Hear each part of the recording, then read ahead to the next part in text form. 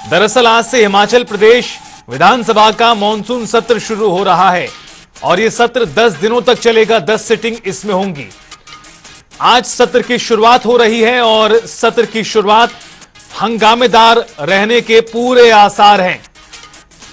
चूंकि बीते दिन हुई बैठक में, सर्वदलीय बैठक में विपक्ष नदारद रहा, उससे साफ संकेत सामने आया है कि विपक्ष सरकार को, सत्ता पक्ष को घेरने के लिए पूरी तरह से तैयार है। और आपको बता दें कि सवालों की भी एक लंबी फहरिस्त सामने आई है। 900 से ज्यादा सवाल हैं जिनका जवाब सत्र में दिया जाएगा। सत्र के हंगामेदार रहने के पूरे आसार हैं। बड़ी खबर आज की आपको बता दें, आज से हिमाचल विधानसभा का मॉनसून सत्र शुरू हो रहा है और 10 दिनों तक चलेगा विधानसभा का मॉनसून सत्र, जिसमें कई मुद्दों की गूंज सुनाई देगी। और यह सत्र इस लिहाज से भी काफी ज्यादा महत्वपूर्ण हो जाता है चूंकि हाल ही में देश में आम चुनाव और हिमाचल प्रदेश में और भी ज्यादा खास, चूंकि हिमाचल प्रदेश में कई विधानसभा सीटों पर उपचुनाव हुए थे, बाई इलेक्शन हुए थे। यानी उपचुनाव और आम चुनाव के संपन्न होने के बाद यह जो सत्र आज शुरू हो रहा है, जहां विपक्ष की संख्या बड़ी है। पहले बीजेपी के विधायकों की संख्या 25 होती थी, जो बढ़कर 28 हो चुकी है। उधर कांग्रेस पार्टी भी अपने उस अंक पर पहुंच गई है जहां उसने 2022 विधानसभा चुनाव में जीत हासिल की थी, यानी 40 एमएलए की संख्या। तो दोनों ही पार्टियां और भी ज्यादा मजबूती के साथ, ज्यादा कॉन्फिडेंस के साथ सत्र में हिस्सा ले रही हैं और सत्ता पक्ष और विपक्ष दोनों की तैयारियां पूरी हैं विधानसभा के मॉनसून सत्र के लिए। 11 बजे सत्र की शुरुआत होगी। और हमारे साथ ब्यूरो चीफ विकास शर्मा जी शिमला से जुड़ चुके हैं और ज्यादा बातचीत और जानकारी के लिए इस बड़ी खबर पर। विकास शर्मा जी, जिस तरह से मैंने कहा कि ये जो सत्र है काफी ज्यादा महत्वपूर्ण है। बाई इलेक्शन और जो आम चुनाव संपन्न हुए उसके बाद का जो गणित है विधानसभा में, वो कुछ बदला है, जहां कांग्रेस और बीजेपी ने दोनों ने खुद कुछ ना कुछ इजाफा किया। जहां बीजेपी ने संख्या बढ़ाई है तो कांग्रेस का भी कॉन्फिडेंस बढ़ा हुआ है। लेकिन किस तरह का रह सकता है ये 10 दिनों का सत्र और इसकी शुरुआत किस तरह से होती नजर आ रही है? देखिए, 11 बजे आज सदन की कार्रवाई शुरू होगी। अपने आप में बहुत ही महत्वपूर्ण जो है ये मॉनसून सत्र रहने वाला है, क्योंकि 10 सिटिंग इस मॉनसून सत्र में रखी गई हैं और इससे पहले कभी मॉनसून सत्र के दौरान इस तरह की सिटिंग, यानी इतनी ज्यादा सिटिंग्स जो हैं वो यहाँ पर नहीं रखी गई। इस तरह की बात स्पीकर की तरफ से बीते कल ही कही गई है। और विपक्ष की तरफ से कल सर्वदलीय बैठक जिस तरह से हुई थी, विपक्ष की तरफ से कोई भी प्रतिनिधि जो है वो यहाँ पर मौजूद नहीं था और ऐसे में कई तरह की बातें जो है इस दौरान कही गई। संसदीय कार्य मंत्री ने भी ये बात कही है कि इस तरह से संसदीय जो परंपराएं हैं उनको कहीं ना कहीं आघात पहुंचता है जब आप इस तरह से बैठकों में शामिल नहीं होते हैं। हालांकि हवाला जरूर दिया गया विपक्ष के नेताओं की तरफ से, नेता प्रतिपक्ष की तरफ से भी, कि व्यस्तता है या फिर अस्वस्थता है और अन्य कई कारण जो है वो इसके पीछे बताए गए कि सर्वदलीय बैठक में विपक्ष का कोई भी नुमाइंदा शामिल नहीं हुआ, कोई विधायक शामिल नहीं हुआ।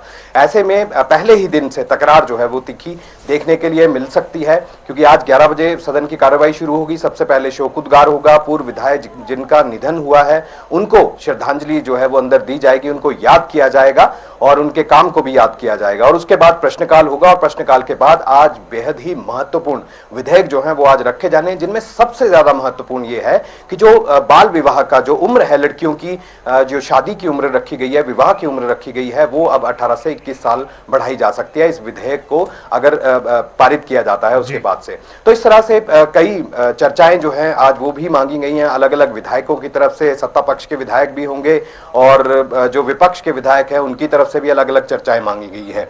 जो नियम है, देखिए मैं आपको विस्तार से बताना चाहूंगा। जो नियम है, नियम के हिसाब से नियम 62 के अंतर्गत जो है 2 विधायक रहेंगे, चंद्रशेखर कांग्रेस की तरफ से और विपिन सिंह परमार बीजेपी की तरफ से। ये अपनी अपनी चर्चाएं जो है मांगेंगी। कोई सड़कों के निर्माण को लेकर, कोई उसके अंदर घोटाले को लेकर जो है अपनी मंशा जाहिर कर रहे हैं कि उसके अंदर कोई बड़ा घोटाला हो सकता है। इस तरह से चर्चाएं जो है वो आज रखी गई हैं। और इसके अलावा अगर हम बात करें इससे आगे, क्योंकि देखिए आज नियम 130 के अंतर्गत भी एक चर्चा बेहद ही महत्वपूर्ण रखी गई है। इसमें भी 5 ऐसे विधायक हैं जो अपनी बात कहेंगे कि आपदा से हिमाचल प्रदेश में कितना नुकसान हुआ है, उसको रिस्टोरेशन के ऊपर काम करने के लिए राज्य सरकार जो बड़े बड़े दावे करती है वो किस तरह से धरातल पर उतने, कहां कमियां रह गई हैं और किन लोगों को इसके दायरे से वंचित रहना पड़ा है या किन लोगों को इसके दायरे के भीतर ही लाभ मिला है जी। तो ऐसी विस्तार से चर्चाएं जो है वो जरूर रहेंगी। लेकिन राजनीतिक समीकरण अगर हम देखें, जिस तरह से पहले आपने कहा कि रितेश, सबसे पहले जब 27 फरवरी को राज्यसभा का चुनाव हुआ था और उसके अंदर क्रॉस वोटिंग यहां पर हुई थी, हिमाचल प्रदेश जैसे राज्य में इससे पहले कभी इस तरह की जो घटना है या इस तरह का घटनाक्रम कभी देखने के लिए नहीं मिला, जो अपने आप में एक इतिहास यहां पर बनाता है। और उसमें यही था कि जो 6 विधायक थे उन्होंने क्रॉस वोटिंग यहां पर की, उन्होंने जाके दूसरे यानी कि विपक्ष के विधायक, बीजेपी के जो सांसद थे उनको यहां पर चुनाया, वो उनके जो प्रत्याशी थे उनको जिताया था।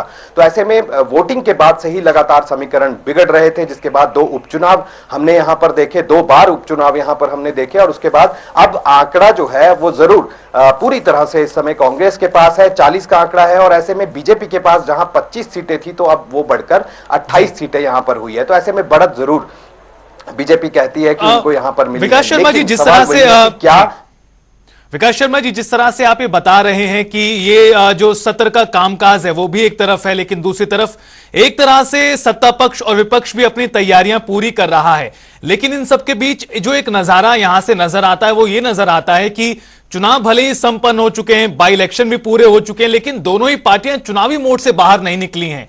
क्या सिर्फ स्वास्थ्य हवाला ही कारण इसका नजर आता है? चूंकि जो संसदीय कार्य मंत्री हैं वो ये कह रहे हैं कि किसी और प्रतिनिधि के तौर पर भेजा जा सकता था बीजेपी की ओर से। क्या चुनावी मोड दोनों पार्टियों का अभी तक उतर पाया है या नहीं, या ये अभी भी दिखाई देगा विधानसभा के अंदर भी?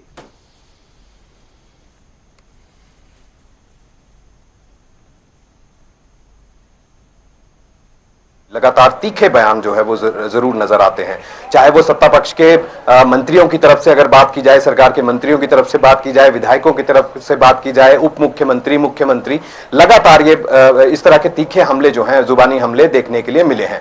लेकिन दूसरी तरफ विपक्ष भी ताबड़तोड़ हमले कर रहा है। जगह जगह प्रेस कॉन्फ्रेंस की गई और सदस्यता अभियान जो बीजेपी का चल रहा था उसके दौरान भी नेता प्रतिपक्ष की तरफ से यह कहा गया कि जो स्पीकर हैं, स्पीकर की भी जो बोलने की बात है उसका तरीका बेहद गलत था। यह कहा गया कि 6 जो विधायक हैं उनके सर कलम कर दिए गए, इस तरह की बात की गई और जो बाकी हैं उनकी गर्दन जो है वो अब लटकी हुई है। तो इस तरह से ये इस तरह के बयान जो अगर स्पीकर की तरफ से कहे जाते हैं तो ये कहीं ना कहीं जो संसदीय मर्यादाओं की अगर बात कर रहे हैं संसदीय कार्य मंत्री, तो वो तो बिल्कुल ना करें, क्योंकि स्पीकर ही जब इस तरह की बात कहते हैं तो वो कहीं ना कहीं अपने आप में कई सवाल पैदा कर देता है। तो ऐसे में जरूर स्पीकर की तरफ भी विपक्ष का हमला जो है वो इस सत्र के दौरान देखने के लिए मिल सकता है।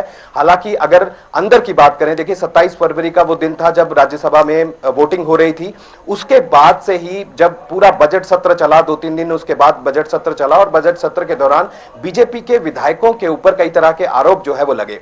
अंदर दरअसल सदन के अंदर जो है जिस तरह से कागज उड़ाए गए, स्पीकर की कुर्सी की अवमानना यहां पर की गई, तो इसका भी एक खामियाजा जो है वो जरूर एक्शन जो है वो इसके ऊपर हो सकता है और स्पीकर इसके ऊपर एक्शन ले सकते हैं। लेकिन इसके साथ ही जो और कई चीजें ऐसी हैं जिसके अंदर ये कहा जा रहा है कि जो अगर पेंशन की बात करें, क्योंकि एक विधेयक जरूर मंत्रिमंडल की बैठक में डिस्कस हुआ है, चर्चा का विषय बना है कि जो पूर्व विधायक हैं उनकी पेंशन के ऊपर एक संशोधन बिल लाने की आवश्यकता। अगर वो संशोधन बिल लाया जाता है तो जो नवनिर्वाचित, जो उस समय के तत्कालीन जो 2 विधायक थे जो पहली बार सदन में जो है वो चुन के आए थे, विधानसभा में चुनकर आए थे, उनकी पेंशन के ऊपर जरूर तलवार जो है वो यहां पर लटकी हुई है। अगर एक्शन होता है तो पेंशन से उनको वंचित रहना पड़ सकता है, क्योंकि नियमों में ही बदलाव करके इस तरह का काम जो है वो संभव हो सकता है। जिनमें चैतन्य शर्मा है जो पहली बार आए थे, जो कि गगरेट से विधायक थे, दूसरी तरफ देवेंद्र भुट्टो थे जो कि जिला ऊना के कुटलहड़ विधानसभा क्षेत्र से जो है वो चुनकर पहली बार आए थे। तो ये 2 विधायक हैं